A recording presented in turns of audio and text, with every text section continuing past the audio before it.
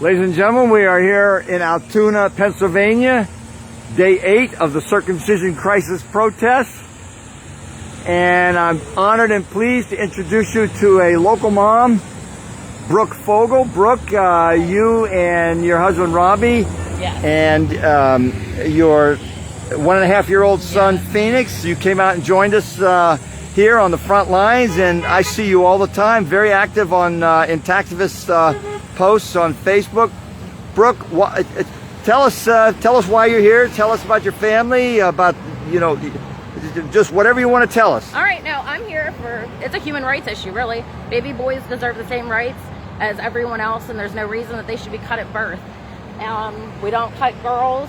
Now we have intersex children that we forget all about, that most of them don't even know that anything's wrong until later, and it's already too late because the damage has already been done. My family started in activism about 6 years ago. I have 2 sons who were circumcised and learned better, so now I do better. So I like to spread the word of activism wherever I can. Whoever will listen. It's very important. It's very important to me.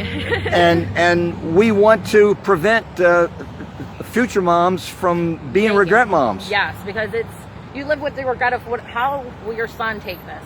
You took a right away from him. Like, who's to say that's his choice? And then there's the religious aspect of it too. Your children might not want to practice the same religion as you, and that's okay. We're not all the same people, but our sons should have the rights to decide what happens to them. I mean, it's their body that we're forever altering, and it's not our choice to make. And what about your friends and relatives? Any feedback from them on this issue? Yes, my mom was very big into helping me before she passed away. My father's very supportive of the cause as well. I'm not sure about my husband's family as much, but I know my family has been very open to the topic and conversation about genital mutilation and ways that we can prevent future generations from suffering the same thing. And you're in all the intactivist groups, you told me? Yes, I'm pretty sure I'm in all of them, all the ones I can find. Are you adding intactivist friends? Yes, I have lots of intactivist friends. It makes my feed wonderful. So tell everyone watching how they can send you a friend request. You can look me up. I'm Brooke Fogle. Spell it for everyone. It's BROOKE space FOGAL. I'm more than happy to have single conversations with anybody. If you want to know more about why I chose what I chose, please send me a friend request, a message, anything. It doesn't matter. I like to spread the word. There's no need to harm our baby boys. They're born perfect. Awesome. Thank you, Brooke Fogle, and thank you for coming out today. And I'm going to introduce your husband, Robbie, and Phoenix. You want to walk up there with me? Of course. While we, yeah, let's go that way. And you saw at the beginning of this video, ladies and gentlemen, I featured Phoenix. Love that name. And here he is, young Phoenix. Very, very blessed young man. Fortunate to have such loving parents who cared enough to do the right thing. Mm-hmm. So proud dad. We knew better, huh? Proud dad, Robbie. Yes. Robbie, thanks for being out here with us today. Thank you. And tell me why you're here. I'm out here to educate more people, to help the cause more. The more educated, the better. And it matters. It does. It's a basic human right. Yes, and no one else has the right to choose that for you. Thank you, Robbie. And let me go around here. Let's see if we can, you can stay right there. I'll just go around this way, and we'll just let our viewers see this perfect baby boy. And boys are born perfect, Robbie. Yes, every child's born perfect. Thank you for coming out. Thank you for joining us here today on the front lines. You're welcome. Robbie and Brooke Fogle. Yeah. And ladies and gentlemen, we're going to talk to more people. I'm showing you the live action here. It's been really positive here in Altoona, amazingly enough. In fact, here's a local woman, Ariane. You live here in Altoona. Yes. And we understand that this protest is all over the local Altoona Facebook pages. Yes, yeah. I put it on all of them that I'm in. And tell me why you're here. I'm here because I believe in freedoms for each individual person. I don't believe that you should have that right taken away from you as a child when you are defenseless and unable to protect yourself. And have you gotten any negative feedback from friends or relatives on this issue? Occasionally, people are very opinionated when they're wrong. Thank you, Ariane. Thank you for joining us.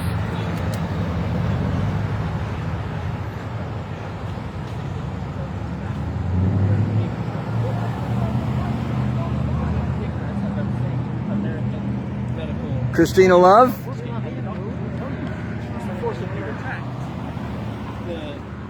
Sorry, there's just an interview happening right over here with, I'm not sure who, but I think somebody from the local news. So I just didn't want to be distracting David because. Okay, let's back up a little bit more then. Good point. So, ladies and gentlemen, our press spokesman, David Atkinson, as Christina Love points out, is talking to a reporter from the local newspaper here in Altoona, Pennsylvania. This is, we've gotten a lot of positive media coverage on this tour, Christina. Yeah. Yes, we have. There was a fantastic article written by a reporter, journalist, whatever you call her, from the Cranberry Eagle just 2 days ago Published or so. last night, it was just sweet and succinct and to the point, and I don't even think she covered any of the other biased sides. I was so impressed. And she spent so much time with us on the front lines, like taking information, taking photos. So this is your fourth day on the front lines with Bloodstained Men. It's my fourth day and my last day for this tour. I have to get back to my life, but I've been so glad to be here each and every day. And you know, even when it comes to 3 o'clock quitting time, like it's always like, do we really have to leave? Yeah, it's hard. It's hard. It's hard to pull up stakes and move on. But there's another city and another day, and you're a veteran of the road crews. You've been on several tours, and you met us at the, well, you drove from Buffalo after we were at the billboard and protested first in Erie, and then we went to Cranberry. Township. Then we were at University of Pittsburgh yesterday, and here we are in Altoona. Altoona. There we are. What do you see happening with intactivism, Christina Love? I've learned from Bloodstained Men that they have big plans for next year's tours, and so that's fantastic to know that the show will go on despite whatever is going on with COVID, and then so many, as we may call armchair intactivists, are busy at work always, and obviously that includes Brother K in the off hours when he's not on the streets. You know, dispelling myths and educating the masses on Facebook and other social media. So I'm so grateful for them because I drop off for long periods of time. And I think we just keep trying to defeat this beast that wants to ravage our sons' genitals and steal the most beast that wants part. to grab our sons' genitals. Yeah, and then just like they just keep on wanting to continue their profit stream, but meanwhile our sons have been suffering, and then our nation of wounded men and like, well, anyway, I'm so glad we have this little boy here with us today, and we need to just keep speaking up, you know, for Christina, let's you talk about this beast. Talk a little bit about the cruelty of doing this to children. Apart from all the other issues that we all know so well, just talk about the inherent cruelty of it. Gotcha. So yesterday while I was driving to the hotel, I was thinking about how each and every man that I've been protesting decide like this was inflicted on him when he was a baby, and so I'm getting a bit moved to tears. But you're gonna get it. I mean, yes, it's an emotional topic to think that we live in a nation of wounded men. Yeah. And everyone is having to pretend that it's not so. Right. And when you just think about each and every day, even when we're here doing this work at these intersections trying to wake people up, like even in this moment, like boys across our country are being strapped to circumstrates, and all they want to do is be loved and be protected, but instead they're being strapped down, and the most horrendous thing is happening to them, to their genitals, and they're going into shock, and this tremendous trauma is going deep inside them, and nobody is there to protect them. Their own parents are not protecting them. Their own parents have signed on the line to consent to this horrendous, horrific, forever sexually damaging procedure. And so anyway, so we keep fighting. So, ladies and gentlemen, Christina Love getting very emotional here. I asked her a challenging question. Let's just talk about the cruelty of it, and it's left you in tears, Christina. And I know that those are painful tears, but those are tears that every American man and woman should be shedding over this issue. I mean, you're weeping for America, honestly. And these parents, these families, they never mentioned to their sons that their penis was different, that they cut off part of their penis, so these boys grew up thinking this is just normal. This is just the penis they had. This is the way their penis is supposed to be, and then they go on to mutilate their own sons. It's such a sick, evil cycle. Sick, evil. Yeah. A sexual attack on a man when he can't fight back, when he can't defend himself, and when they can pretend that it's for his own good. It's the evil around the male genital mutilation. Everyone agrees that female genital mutilation is evil. Right? But they just want to cling to continuing to cut in boys' penises. So many. Hello, Celeste. Our friend Celeste Melody Lyons is Hey, watching. Celeste. Hello, Celeste. And Celeste, you have toured with both the Bloodstained Men, me, and Christina Love. Yep, your name has come up multiple times on this story. I just mentioned it today when I considered giving a card to a truck driver really high up there, and I was recalling when you had done that. But and you and Celeste and a number of other women did that epic photograph on the beach. With the bikini tops, yeah. In Florida. In Florida, exactly. Yeah, sorry, I lost my train of thought. Hello, Lara Johnson Stang. Welcome to the live broadcast. Christina, thank you. I mean, like I said, I think I can relate. You are weeping for America, and I've been there, I've done that, and I have shed many tears, including when I'm working on Facebook, just in some of the horrific stories I have to share. So my heart goes out to you, and you know, activists are a compassionate people. We feel the pain deeply that American doctors and by manipulating parents, because I don't believe the average parent would ever consent to circumcision if they knew what it was. Right. But then it just creates the cycle where once they've consented to do this to their sons, they don't want to admit that they were horribly wrong, and so then they want to instead defend it and again continue to perpetuate it, to say, oh well, it's a personal choice, it's the parent's personal choice, as though it's the parent's penis, but of course it's not the parent's penis. Yes, right? and David Atkinson has a good comeback. He's, how often will you be using your son's penis? Right. Greg Lemke is watching. Greg Lemke, who joined us in several cities in the Midwest and Mountain States, I believe, several years ago. And Greg, if I recall, I believe you are from Nebraska. Thank you, Greg Lemke. Always see you active on Facebook. Thank you for your work. Christina, thank you so much. I could talk to you for hours about this, but let you dry your eyes out, and we will say goodbye at the end of the day. You'll be going back to Buffalo, and safe travels and journeys, and we will see you again on the front lines with Bloodstained Men. Thank you, Christina Love. Thank you so much. Thank you, everyone. Ladies and gentlemen, you will recognize Nick. Nick, who actually did the well-known video with James Lowen, I Was Circumcised at 18. And Nick, I interviewed you yesterday, and I don't know if haven't seen your video for a while, or if I've never heard you say it so bluntly, but you said that getting circumcised at 18 ruined your life. Yeah, oh, for sure. It was devastating because it's a shock to the system. to your whole body. I mean, I was sexually active before then, and I know what it feels Let's move like. away. I just realized David Atkinson is talking to the reporter behind us. Let's. We don't want to. Yeah. Yeah. I was sexually. I know what normal sexual feeling is supposed to feel like, and amputating the prepuce or the foreskin diminishes it at least 90%. I mean, it was it was such a shock to the system. I did go into denial, like I didn't want to admit to myself, because I mean, you're a teenager. I mean, no male, let alone an adult, wants to admit, their sexual organ is less than it is, especially when you're lied to, and you're not giving informed consent. And you just, they just leave you, they push you away, and you're just dealt with this trauma that you have to kind of put the puzzle pieces together. So, I mean, I can't... Right, there's no one to help you do that. Right. Well, we have an activist community now helps you. Right, and I can't imagine somebody mutilated at birth. I mean, that's even worse because they're lied to their whole life. So at least I knew what sexual feeling was supposed to be like.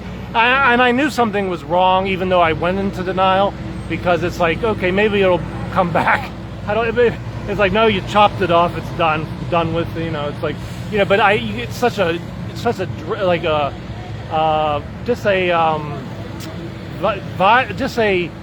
violent to the soul of the man, Violent to the soul. Yeah, violent to the Well soul, said. attack on the soul, just horrific. It's horrific beyond words, and and I didn't know how to, at the time I didn't know what to do. It was like, I mean, what is, I didn't know, like, what is going on? Like, okay, nobody told me this is like, so you go into denial, you do all these feelings, and I knew, oh God, what did I agree to? It's like, I knew something was, I knew it was serious, and I says, all I knew before then, because, before the internet, this was kept so secret, all I knew is like it's a normal procedure. So I said, okay, it can't be that bad. Meanwhile, oh God, if I only knew. I didn't know, but it definitely ruined my life. And Nick, for our viewers who may not have seen yesterday's live broadcast or who have not seen your film, you went to the doctors and with no complaints about your penis. No. But the doctor saw that you were intact, and he said, you got to get circumcised. Yeah, and I said, I know it's a normal, you always hear this crazy stuff, sex will be better. I mean, they have every lie, every manipulation tactic possible to make males who are intact feel shame. You were an 18-year-old college student, right, if I recall. No, high school. High school. They got you in high school. Yeah, I was just going into college. So, and I went to college shortly after. That's what. And then I couldn't function in college at all. I locked myself in. I couldn't go to class. I was just like a mess. Because nobody prepared me for this trauma. I was perfectly fine before that, and then all of a sudden, all my sexual feeling goes away, and I'm left to deal with this by myself, alone. So I could only imagine somebody mutilated as a child. I mean, their whole life they're lied to. So at least I knew the difference, but it still was trauma beyond belief, and it ruined my life. It did. And I'm also an American circumcision. I tell a little bit of the story.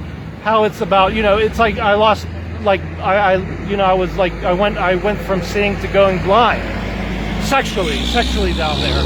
Nick, you are going to be traveling, or is this your last protest with Let's Stay Men, or are you going to be? No, I'll be back Friday or Saturday, because I already booked a hotel room for the AAP, but they canceled it, but I still have the hotel room. Right.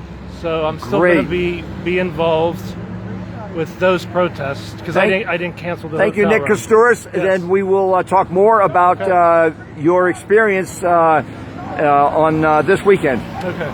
Thank you, Nick Kostouris, ladies and gentlemen. Circumcised at 18 and lost 90% of his sexual sensation and pleasure. Yes. And that's eyewitness, firsthand testimony, ladies and gentlemen. Thank you, Nick, and thank you for sharing your story often with the hope of saving other men and our nation's children. And that's all I could hope for anymore. They already did me, but I want to show. I want the light shown on this corruption. I want the light shown on this evil, so other people don't suffer. Jans says, all Nick, that mess. keep telling them it's also tragically true. Caitlin Cotton is watching. Thank you both. Thank you, Nick. Danny Alexander, can I cross the street with you all with the big banner? We can talk over there and Christina, show our viewers what we've been doing. So, and I don't want to interrupt David's talking to the reporter now. So when we get the light on our side, I'll follow you across the street. I think the light will. There we can cross now. So, ladies and gentlemen, you can see. This is how we've been carrying the big banner across. And I should tell you that the CBS television station was out here earlier and filmed us, the local CBS affiliate here in Altoona. Christina Love offering an information card. So the CBS affiliate filmed us and interviewed our press spokesman, David Atkinson, who is back there talking to a reporter from the local newspaper. Here is Seth Edwards. Seth, you have a minute to talk to us? Sure. So this is a good place to talk with the sign behind us. Seth Edward, you hated to put down your signs yesterday. Man, it was really rough. When we broke camp yesterday at 3 p.m. You stayed at the University of Pittsburgh. I mean, it was just incredible It yesterday. was absolutely incredible. Well, what happened was I would keep walking, and you'd be with a group of 2 or 3 students and talk, for a little bit. And then when you finish the conversation, you start trying to head back to where everybody else was at. But then another group of students would be going another direction, so I'd start walking with them and talk with them. I ended up walking all over Pittsburgh, and by the time I got done, I didn't even know really where we were supposed to be, so I started wandering to try to find that. But then ran into more people and talked to them. And just endless conversations throughout the day. I talked to a lot of neuroscience students, a lot of psychologist students, a lot of future doctors, a lot of future nurses. And I also talked to a clinical researcher, and all of them, I told them over and over, like, you have a very unique time in life because you have the ability to do research and to be a change agent to put the nail in the coffin of this thing, because it's going to end during their careers.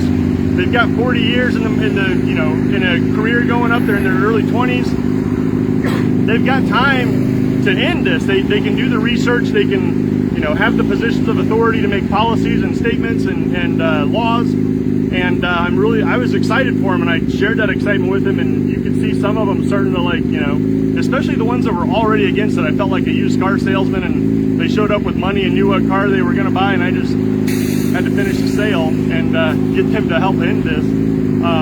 It was really easy with so many people. And then today here, I've changed my opinion about the F-350 gang, because I've had about 4 now where the burly dudes in an F-350 have been showing their support. You're talking about the 4 tough guys. Yeah, that's kind of a new category of support that you kind of know you're winning. I made a post about that just a little bit ago, but I also had a burly looking guy on a Harley that drove by, and he kind of gave me a thumbs up. Let's talk some more. Let's follow the big sign back across the street. Yeah, the support has just been overwhelming. We'll have a cache of cars and get 5 or 6 thumbs up, and the hecklers are like way far and fewer between. I was going to ask you, what about hecklers and hostility yesterday in Pittsburgh? We had some. The one that I had that was aimed at me, I was actually on a phone call when it happened. He was mad. He thought that I was anti-Semitic, and I'm like, I'm anti all religion. I'm anti any religion that cuts children's genitals. And it's not really that I'm against the religion. It's just that I'm against the practices to harm other people. But I didn't have a chance to tell him that, because he just started yelling at me while I was on the phone, and I just kind of kept giving him the thumbs, the hold on a second, I'll talk to you in a minute. But then he started yelling at me, and then he ran off talking on the phone, and I'm guessing he probably called the campus security or somebody, but they probably told him that too bad, so sad. That's kind of what they were telling other people. The cops here have been super, I'm usually like the guy that hates the cops, but the cops around here have been just super supportive, and they've taken info cards. They've been curious about what we're doing here. And you had good interactions with the police yesterday in Pittsburgh. Yeah, and I don't know if it's just the Pennsylvania police, but they're different than the cops I've interacted with in the past. They usually start off hostile, and when they bring hostile energy, I bring my First Amendment energy, and that hasn't been an issue. You can hear my voice is cracking still, because that's from all the talking I did yesterday. I still barely have a voice, but yeah, it's just been a fantastic protest. Today's my last day. I'll be going back home, but I think this is the 4th day, and I kind of wish I could just stay for the whole thing, but I know it. Hello, Sarah Z. Sarah Z says, "Stay safe." Thank you, Sarah Z. We will be coming to Wisconsin next year. And one other thing, I had one lady that pulled up, and she reached out and she said, "I support you guys so much, and I want to give you this." And she handed me $1, and she said, "I would give you so much more, but that's all I can afford." And you know, that sacrifice to her was, you know, probably a sacrifice to her that, you know, similar to somebody else giving $100 or $500 kind of a thing. And people just know that it's an important issue. We appreciate the support, the moral support, absolutely. and the financial support. Absolutely. Thank you, Seth Edward. Thank you for joining Bloodstained Men, and I know we will talk to you again from the front lines of the struggle for human rights in the United States. Incredible I even have to say that, Seth. Yep. Thank you, Seth Edward. Ladies and gentlemen, the big man of intactivism, Seth Edward, 6'5", and very, very intelligent and smart, a successful businessman, and here he is on the front lines with Bloodstained Men and their friends.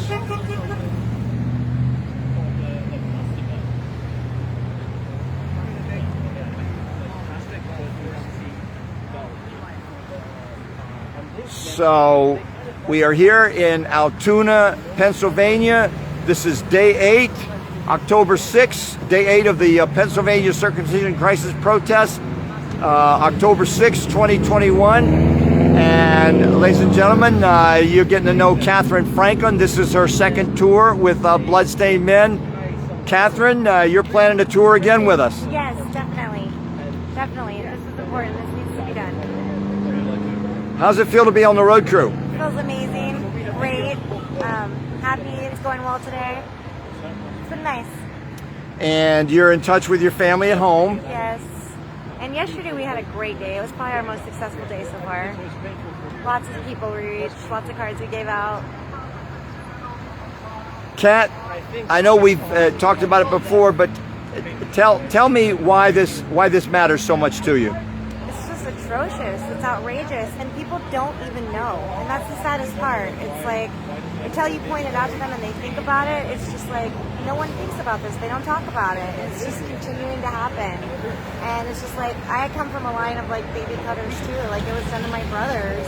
It would have been done to me if I was a boy, basically. You know, it's been done to people in my life, and it's just I see how it affects people and the violence that it creates in our society. When your most basic human right isn't protected at birth, it affects your whole life, you know? And Ashley Hilliard is watching. Ashley, it was great to see you yesterday on the front lines with Bloodstained Men, you and your mom. Thanks for being there. Thank you, Ashley. Yeah, thank you to all the supporters we have at home and all the locals. And if we, like, you know, are in your area, come out and join us. Like, we had some locals today come out, which is great. We love it. The more the merrier. The commotion in the background there was, looked like a man flipped us off, was screaming at us and flipped us off. Ashley says, hey, thank you, Ashley. Kat, we will talk to you again tomorrow. I think we have a really busy day tomorrow, if I recall. We're going to do 2 cities in one day. I don't recall. And then tomorrow's Thursday, and then Friday we're going to do 2 cities in one day. It's going to be a busy couple days coming up. And I don't have it memorized, so we'll have to ask David Atkinson about that when we talk to him later on. Okay. Thank you, Catherine Thank Franklin you. from Oregon. And of course, ladies and gentlemen, here is the Danny Alexander. Danny Alexander, Thank you. where do you get this energy from, Danny Alexander? My vegan diet. And it's incredibly energetic being out here, especially with the rest of the road crew. This is day 8, and we are still going strong. Our voices are a little deeper and scratchier, but we're recovering every night. Day 8 of 15. Day 8 of 15. I can't believe it. It's going by way too fast. Way too fast. It's nonstop action. We're out here on the front lines. Then we move on to the next city. We, in some cases, like one night we had a 5-hour drive. Last night we had a 2-hour drive. We got a few hours to rest and recuperate in the hotel room, try to get a good night's sleep, have breakfast, and we're back out here. And even the protests are over at 3, and it's hard for everybody to stop at 3 because we want to just keep protesting. We want to get here early and stay late every day. It's awesome. Jans says, of course, we send love to you all. Stay safe and strong. We're winning for boys. That is so true, Jans. Definitely. It's been a great reaction. Every city we've been to, Pennsylvania has been amazing. What did you think of the students yesterday at the University of Pittsburgh, Danny? I mean, you can't ask for anything better than a really open-minded college campus. That's like, woo, that's our jackpot. That is jackpot. Because those are the future parents. They were so amazing yesterday. I handed out 300, 400 cards. Yeah. Yeah, you told me that. Easily. I kept running out. And several of the other crew did. I know I handed out over 100. Yes. Very easy to do. I love it. Thank you, Danny Alexander. We will talk to you tomorrow and probably twice because we're doing 2 protests tomorrow. Yes. Thank you, Danny Alexander from Houston, Texas, ladies and gentlemen, on the road crew with Bloodstained Men for this 15-day protest tour.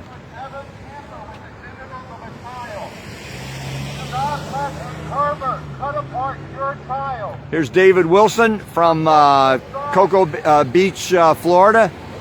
David Wilson, you drove nonstop to meet us at the billboard 3 or 4 days ago, and so you suffered some obvious fatigue. But you tell me you've been sleeping well and getting rested up now. Oh yeah, everything's fine. You know, we're back on track. Everything's working out.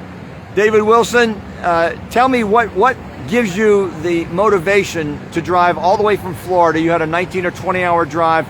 What motivates you to take time off from work, because that is a personal sacrifice? You are losing income. What motivates you?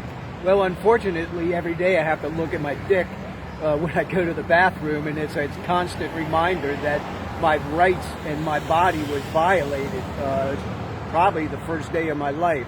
I was born in a military hospital in Hawaii. My father was in the Navy, and that was just routine back in 1953. But my mother is from the Bahamas, where none of my cousins are cut. And that's how I learned about this at a very young age, that something was terribly wrong. And at 12, I learned what circumcision was, and it just pissed me off even more. And then the older I got and learned why we started doing this in America to begin with as punishment for masturbation, that blew my mind. And the motivation is there. The desire is there, and I don't want this happening to any other boys in this country. It's time that we wake up. When you hear people use the term woke, America needs to be woke, and we're waking them up. So. Thank you, David Wilson. You will be with us for several more days, yes. I believe through the 11th. Through the 11th. Yep. And the 11th, I believe, is Monday? Monday, yep. Thank you, David Wilson. We will talk to you again tomorrow. We are in 2 cities tomorrow. Oh, cool. So it's going to be a busy, fatiguing day for us, but that's what we're out here to do. All right. Sounds good. Thank you, David Wilson. Take care, everybody. If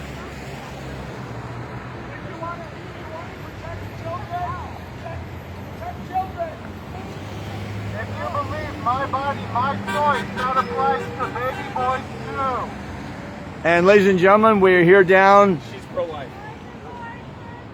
She's pro-life. I know. Deborah Stewart is watching. Hello, Deborah. Simon 10 Kate is watching. Deborah Stewart, big supporter of billboards for the Intactivist movement. You kill part of his body. Sometimes the whole body dies. And ladies and gentlemen, we've talked to Stephen yesterday. Stephen drove all the way from Indiana to be here. Stephen, this is a disturbing topic for men, isn't it? Yeah, oh yeah. People don't.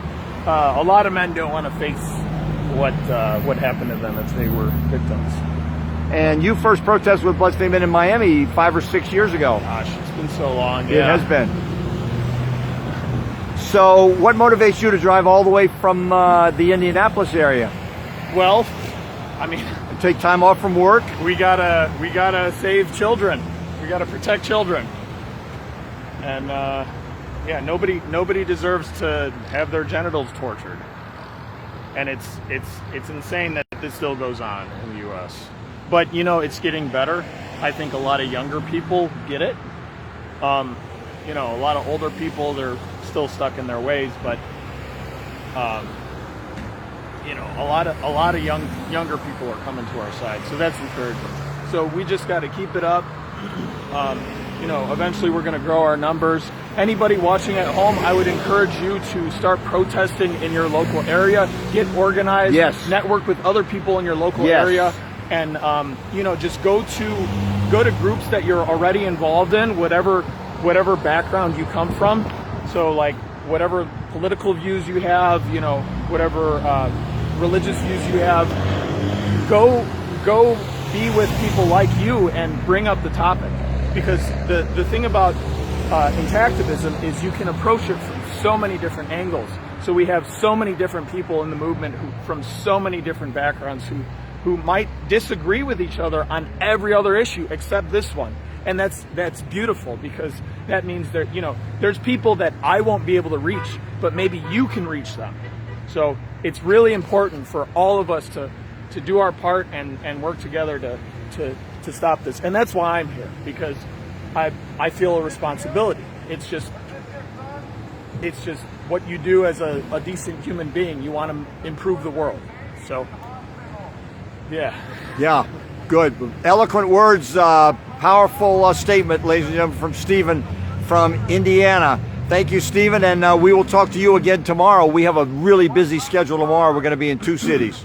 All right. So we're going to be in. I'll talk if we get a chance to talk to David Atkins, and he'll tell me the cities, but I don't recall them right off the bat. But Simon 10 Kate says, "Is it my connection or everyone else's?" Oh, sorry about that, Simon. I hope that I believe that Facebook technology puts together after the video ends. It puts it all together, but sounds like there may be some patchiness in the.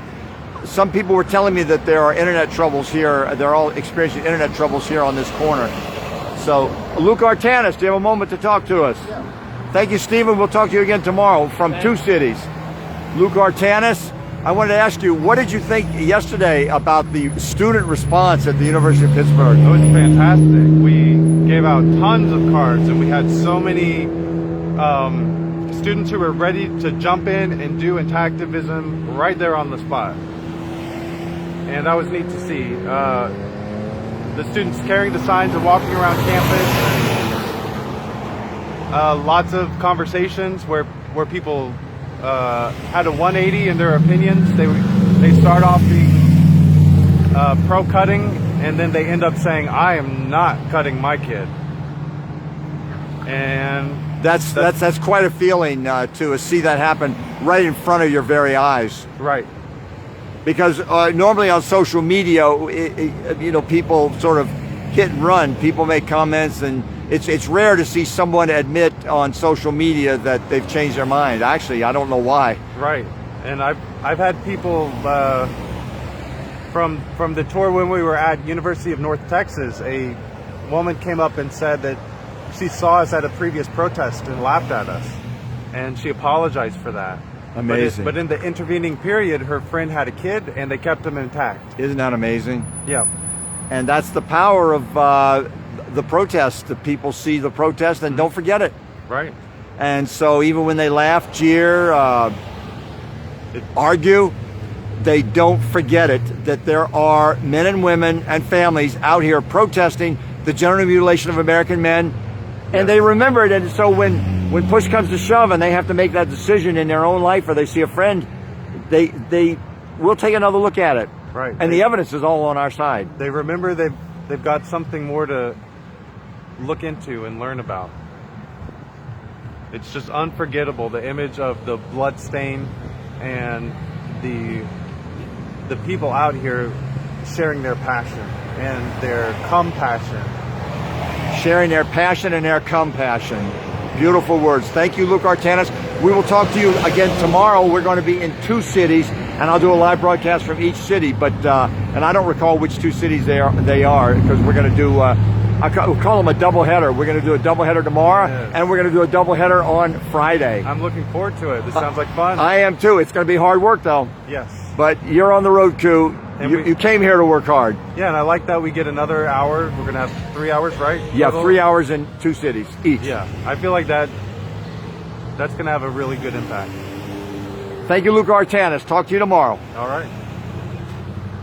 So, ladies and gentlemen, David Atkinson is still talking to the reporter. That should be an interesting news article that the local newspaper puts out. The reporter is taking a lot of notes. It's still taking notes, talking to David Atkinson. We may have to talk to David on another day because I don't want to disturb his interview with the reporter from the newspaper. And the reporter has just heard people hooting at us, and I see he's looking over his shoulder, somewhat astonished by what he heard. So I don't know what he heard, but you know, we hear the jeers that we get out here. A year later, in 2013, one of the doctors is admitting that he doesn't even know the functions of the organ. The other story is that in 2016, one of these AAP doctors published another article in the Pediatrics Journal where he basically said, when we said the benefits outweigh the risks, we weren't talking about medical benefits. We were talking about cultural and religious benefits. And so this raises the question. Eugene Johnson says, connection is sometimes glitchy, but the message is always clear. Keep our sons whole. Thank you, Eugene Johnson. Yeah, and I believe Facebook technology on these live videos is such that they patch the whole thing together at the end. So if you see this video later, you hopefully won't see the halts and the breaks in the video stream that you're seeing while you're watching it live. Well, ladies and gentlemen, we will talk to David Atkinson on another day. I don't want to interrupt him. You heard a little bit of me saying some good things to the reporter. This is Brother K here on day 8 of the Pennsylvania circumcision crisis protests. We've had a wonderful turnout of local parents and citizens to join us here on the front lines in Altoona. The police came out and talked to us. They were very, very nice and just told us that we're well within our rights to be here. They'd gotten some complaints of people that didn't feel we have the right to protest here.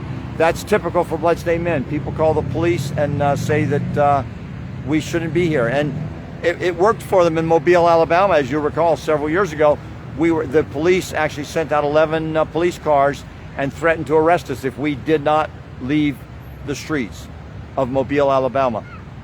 I offered to leave the corner and march down the street. They said, no, anywhere you go in this town with your bloodstain on, you will be arrested. So fortunately, here in Pennsylvania, we've been, as one of our interviewees earlier said, we've been having a good relationships with the police. And for the most part, across the United States, we've had good working relationships with the police because cops have families too. We have cops, men and women cops in our movement and all my friends list. So thank you to the men and women of law enforcement who are intactivists and who support intactivists and support our right to protest. Thank you for standing up for American freedom and human rights in the United States. Well, that's my report, ladies and gentlemen. I will talk to you again tomorrow. I apologize for not recalling the names of the 2 cities that we're going to be in. Oh, it may be Harrisburg and York. Those may be the 2 cities we're in tomorrow. But don't quote me on that. It's right there on our website because that's a doubleheader tomorrow, and then we have a doubleheader on Friday. So we'll be in 2 cities tomorrow and 2 cities on Friday. I'll bring you a live broadcast from both of those. And until tomorrow, ladies and gentlemen, this is Brother K, day 8 of the Pennsylvania circumcision crisis protests. I'll show you a final scene or two from here on the front lines, but I will talk to you again tomorrow. And of course, I'll post up some pictures during the day and hopefully more tonight. And keep intactivating, ladies and gentlemen. That's what we're doing. We're saving the men of America and hopefully around the world from the cruelty of genital mutilation when they are children. No one can defend them. They can't fight back. We are here to defend them. Thank you, ladies and gentlemen. See you tomorrow.